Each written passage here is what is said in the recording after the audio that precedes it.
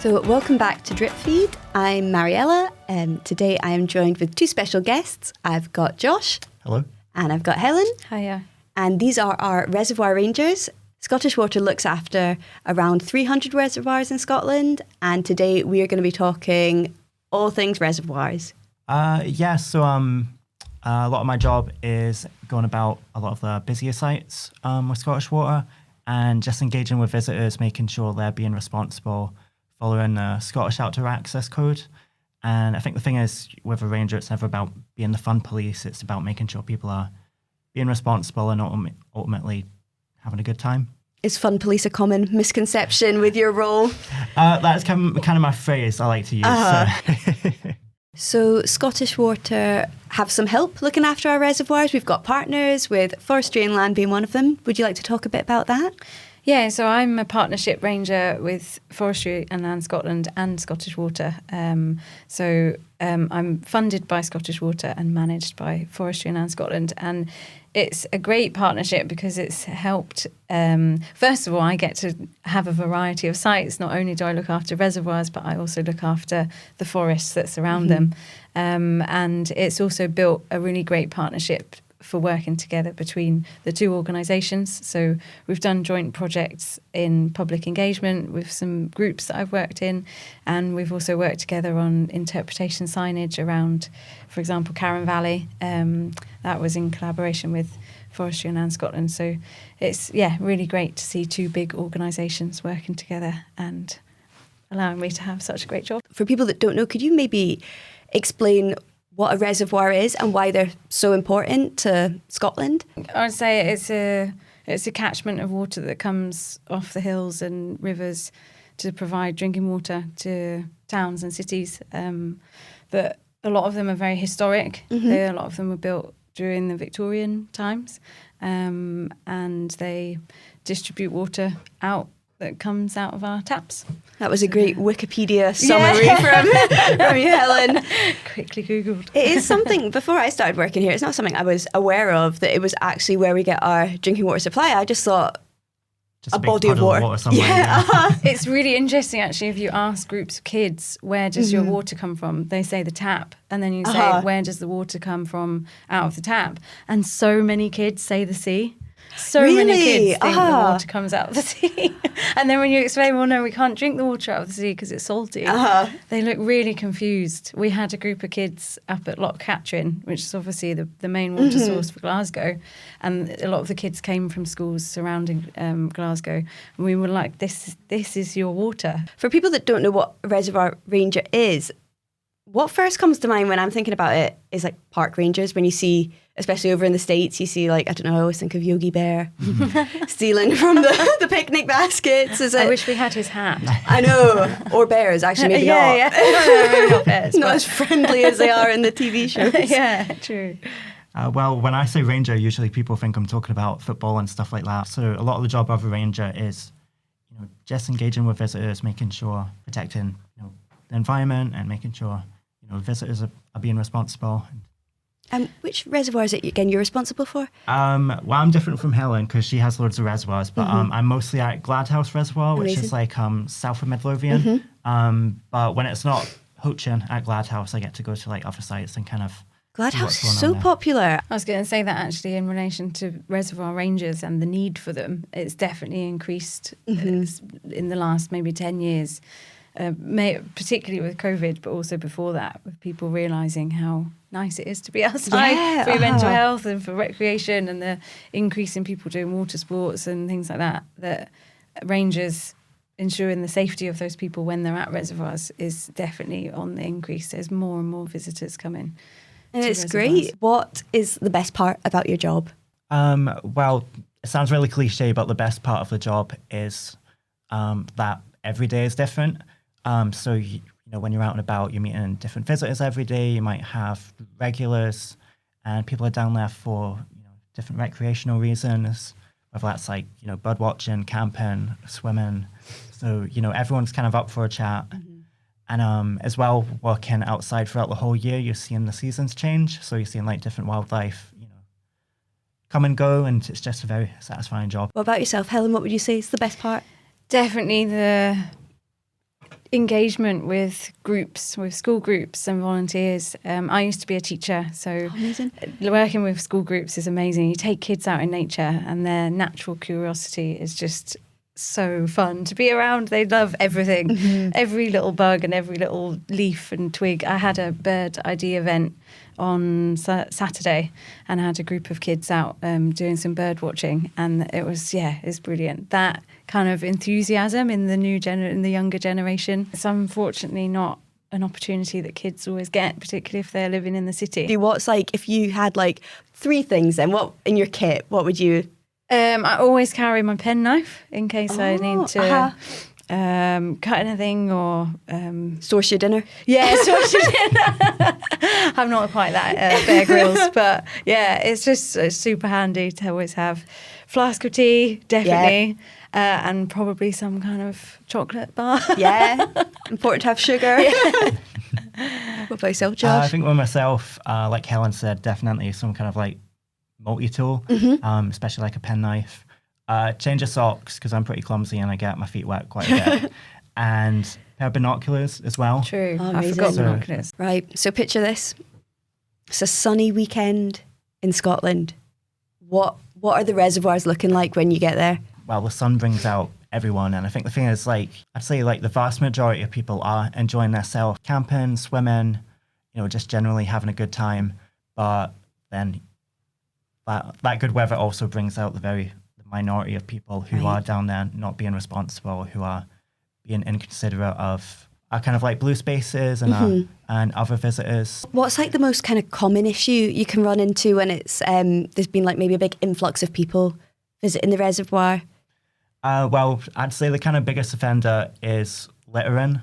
Right. I think people just throw their stuff. It's out of sight, out of mind. They don't realise how much of an effect that has on the drinking water supply and different wildlife and whatnot. Is it the same in your experience, Helen? Yeah, that and fires. Fires, those disposable barbecues, I can imagine, are a bit of a... Disposable barbecues are the bane of my life. I mean, in fairness, so it says on the packet that you should leave the barbecue for 48 hours to leave it to cool, to get rid of the coals. I mean, who after their barbecue is going to sit for 48 hours to leave it cool? So it's just planning ahead. There are like bins and like places to dispose, obviously not the disposable barbecues, but like other around the reservoir sites, there are like lots of places for people to dump their rubbish. No, I think that's a common misconception, is that people often believe there's bins on these sites, but because they are... Suppose it's not a shopping centre. Yeah. It's not golden mod cons. Because they are so remote, and there's some days where we have so much litter that it just isn't feasible to have bins. So is this the rule? What you're taking in, you take back. Yeah. Yeah. Yeah, absolutely. Yeah. Leave no trace. Do you want to talk about any of the wildlife that we see at the reservoirs? Yeah, I think something that people may not realise is many of our sites across Scotland have protected species. I was excited yesterday because I saw my first swallow. So is this the first of the season? Yeah, swallows are back, which means it's definitely spring. And at one of my reservoirs, we have 30...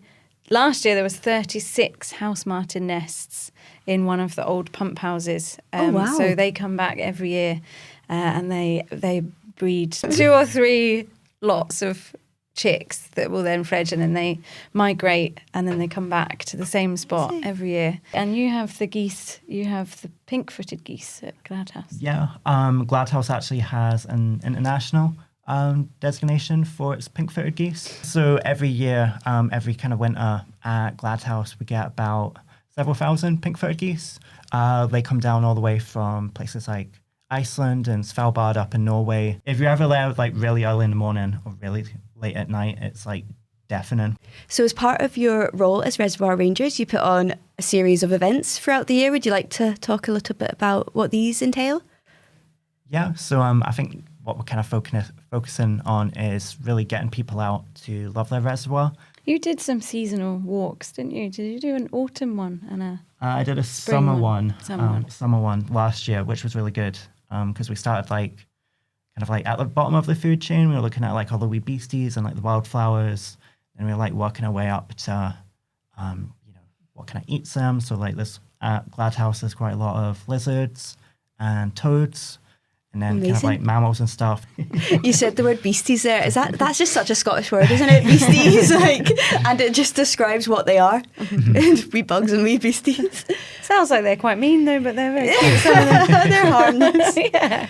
What about yourself, Helen? You mentioned the school groups earlier. Is there other kind of events that go on in the reservoirs you're at too? Yeah, so we've got also general public events. So I had a bird ID event this weekend, and then in May, I've got a moth expert, because my moth knowledge, I must admit, is very limited.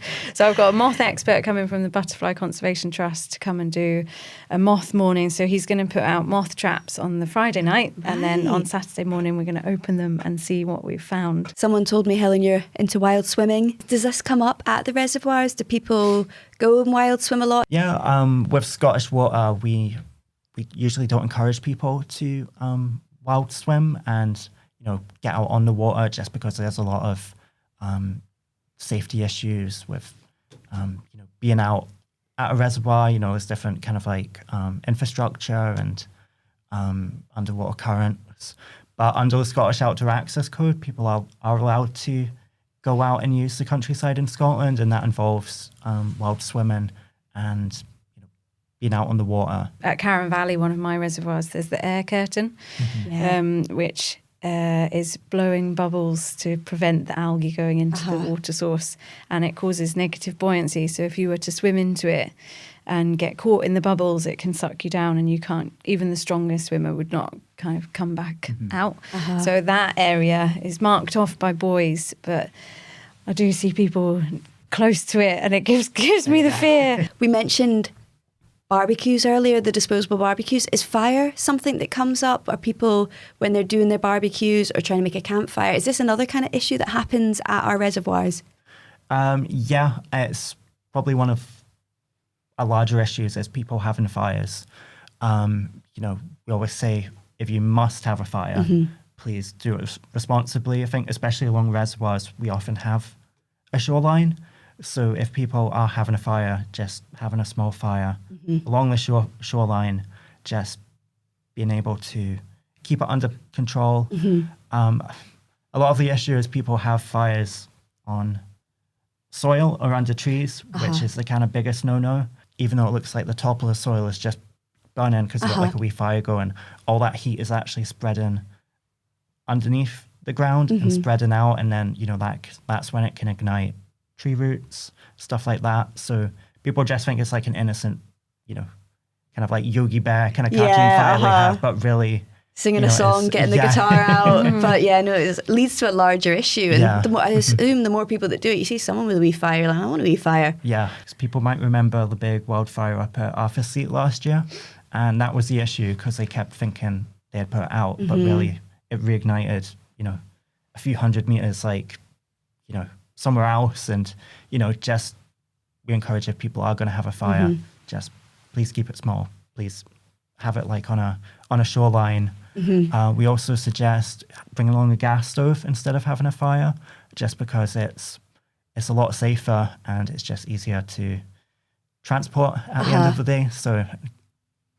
that's some good advice. We're not discouraging people from going there. If anything, we want more people to go there. That's why it's important. Have you got any personal stories about any time you've encountered like fires or vandalism or anything at the reservoir that you've had to kind of educate people? We actually, so before I moved over to Forestry and Land Scotland, me and Josh used to work together at Gladhouse. So we did a summer season together, and we dealt with a guy who had bought a chainsaw to the reservoir and was cutting down a tree.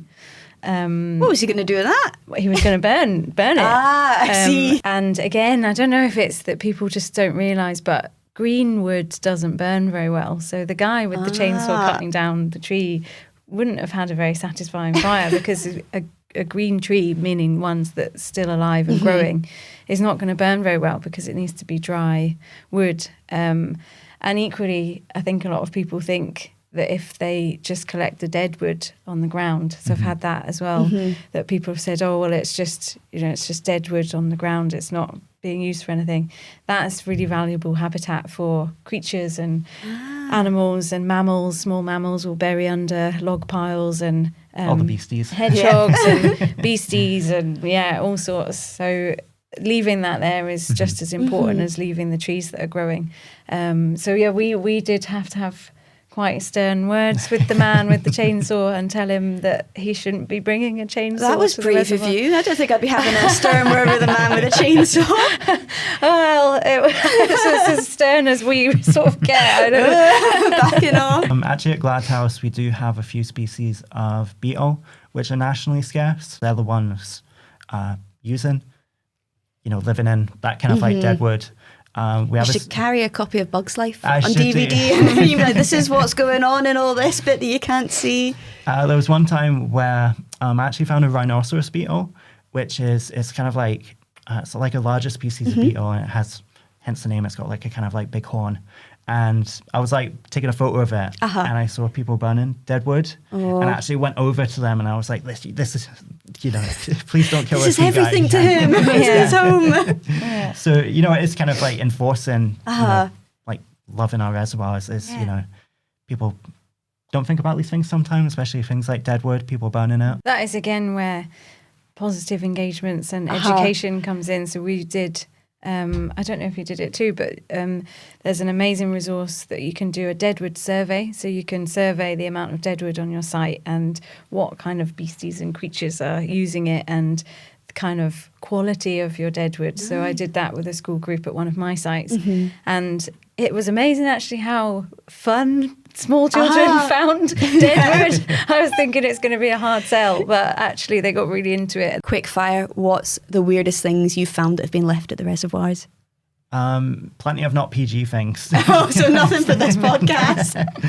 I think the funniest thing I found was actually saw a social media post of someone who lost a rubber duck in the reservoir, and there was one day where it was quiet and I was kind of like Indiana Jones, like off in the woods, kind of like by myself, and I actually found a rubber duck, but then I couldn't find the online post again, so now it like sits in the front of my bag. An unofficial mascot for littering. The thing that I find a lot of that might be a result of our kind of throwaway culture is big dirty campsites that people have gone, they've bought brand new stuff, brand new tents, brand new sleeper bags, brand new everything. Sometimes even the receipt is still there. Oh God. So I found once literally an entire campsite set up with the chairs and the tents all bought, I think, from Home Go Outdoors or something like that. But I guess it's so cheap to buy those things that if you're all clubbing in together, it's probably the cost of a night out to just buy all your camping stuff and then you just leave it and walk away. So yeah, lots of that. So unfortunately, during the summer, a lot of the Sunday, Monday cleanup, particularly if it's sunny weather on the Friday, Saturday, is campsites that are just left and just like everything left behind. I just rely on volunteers. So I have a monthly litter pick group at one of my reservoirs, the North Third, which is the main one for litter near Stirling. And I've got an amazing group of volunteers that come out. Lovely. The fire service came to help me. Some Scottish Water volunteers are coming next month, I think, to help me. And we just do a big blitz of the shoreline and pick it all up. But that's actually something I wanted to mention, that there's a I know our kind of messaging is leave no trace, but there's to go further than that, there's to leave a positive trace, so that when you're at the reservoirs or you're out and about, and so many people do this already, but to pick up the litter that you see. So when I run or walk, I always carry a plastic bag with me, just to pick up anything that I see on my way. And if everybody kind of did that, I know they shouldn't have to, but for the minority that do leave stuff behind, and I'm not expecting people to clear up entire campsites, but if everybody picked up a little bit I've got lots of amazing little local heroes that will pick up litter on their dog walks or their regular walks, and they leave it in a place that I know about, and then I can collect it on my rounds. That's maybe a good segue into us talking about dogs at the reservoir. And if you were bringing your dog to a reservoir, what is like the big no-no? Dog poo. Yeah. Poo bags. And if your dog is going to the toilet, how far away should this be from the reservoir? It's 30 metres, isn't it? 30 metres. Yeah, 30 metres for animals and people. But I don't think people realise as well, like if you are leaving your dog poo, that has like a massive impact on the environment as well. I had quite a tricky situation a few months ago where there was a dog walker that had dogs off the lead and not under control. And an older lady had been swimming and she got out of the water and they knocked her over where they were just running riot and just not under control at all. She wasn't injured, luckily, but I think she was a bit shook up by the situation. So I think, keeping your dog on a lead and with nesting season and lambing season at the moment as well. That's a big one. Having your dogs under control. Keep them on the lead. Yeah, you also do not want to mess with a mother sheep or a mother cow. No, I can imagine. Yeah, we had an incident last year when there was a dog walker and they had their dog off a lead and it actually attacked a oyster catcher, unfortunately. So, you know, it sounds like we're kind of being preachy, but these are real life incidents that, happen every year, unfortunately.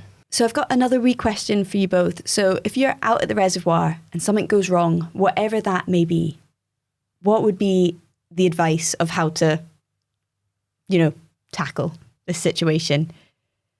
So, I mean, obviously, if rangers are about, we will kind of, try and help out. But it's really, if you do get in a situation out in the countryside, phone 999.